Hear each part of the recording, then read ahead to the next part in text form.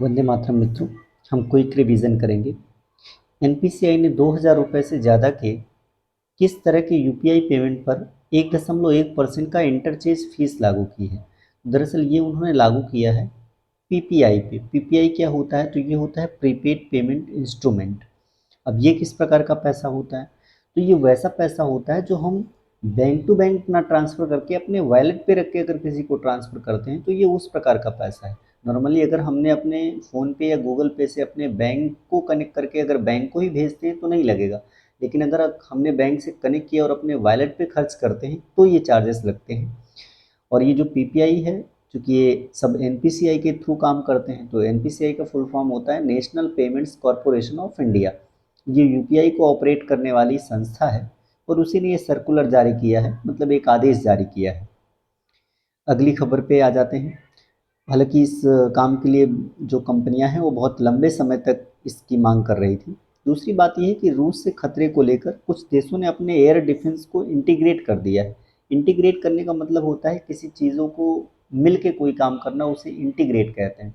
जैसे अगर integrated war theatre कहा जाए तो इसका मतलब थल सेना, एयरफोर्स, नेवी सब ने मिल के कोई एक सिस्टम को एक्टिवेट किया है, उसको बोलते हैं इंटीग्रेट करना।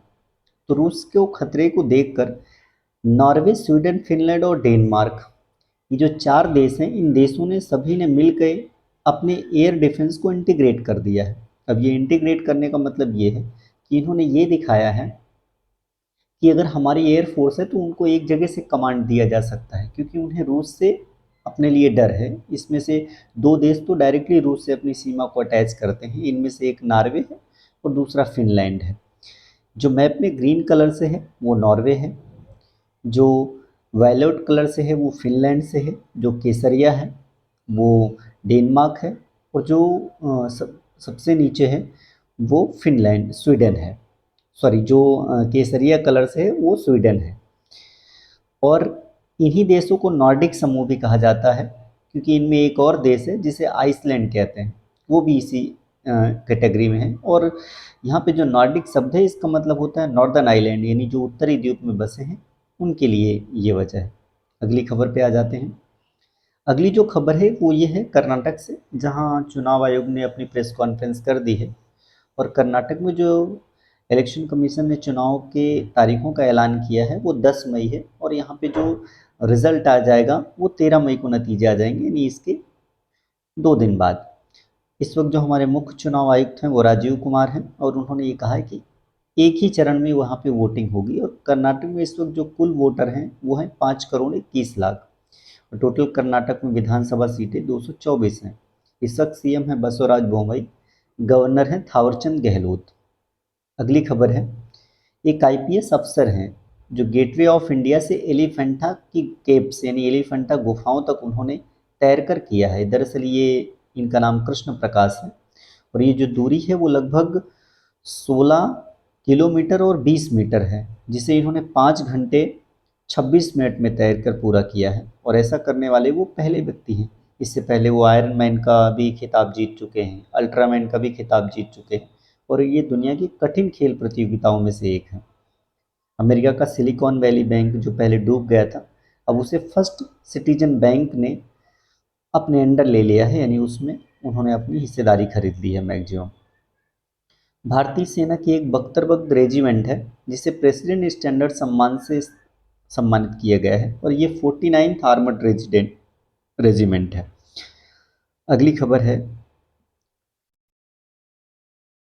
इसके अलावा ये जो उन्हें प्रेसिडेंट ने अवार्ड दिया है, तो प्रेसिडेंट के माध्यम से अवार्ड हमारे जो वर्तमान में जनरल हैं उन्होंने दिया है, मनोज पांडे साहब ने, राजस्थान के गंगानगर जिले में।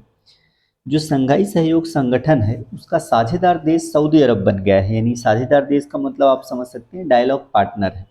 डायलॉग पार्टनर से अगली जो सीढ़ी होती है वो होती है ऑब्जर्वर की, और ऑब्जर्वर से फिर अगली सीढ़ी होती है कि आप उस संस्था के सदस्य बन जाते हैं।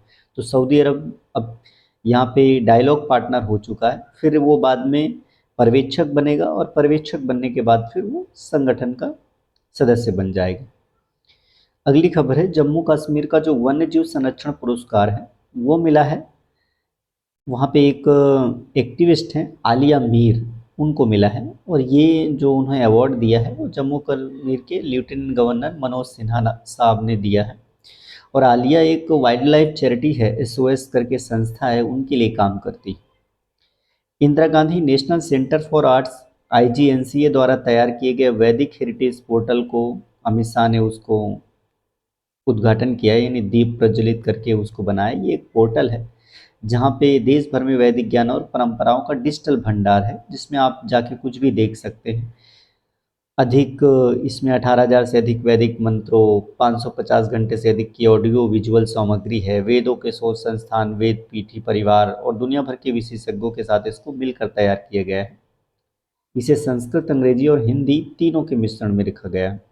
आईबीए का जो महिला विश्व मुक्केबाजी चैंपियनशिप 2023 में हुआ है, उसमें भारत ने 4 गोल्ड जीते हैं। ये मुक्केबाजी में थे। 4 गोल्ड जीतने वालों में से निकहत जरीन ये 50 किलोग्राम में, लवलीना ये 75 किलोग्राम में, नीतू घंगास ये 48 किलोग्राम में और स्वीटी बुरा ये 81 किलोग्राम में। इन सभी ने गोल्ड ही जीते हैं।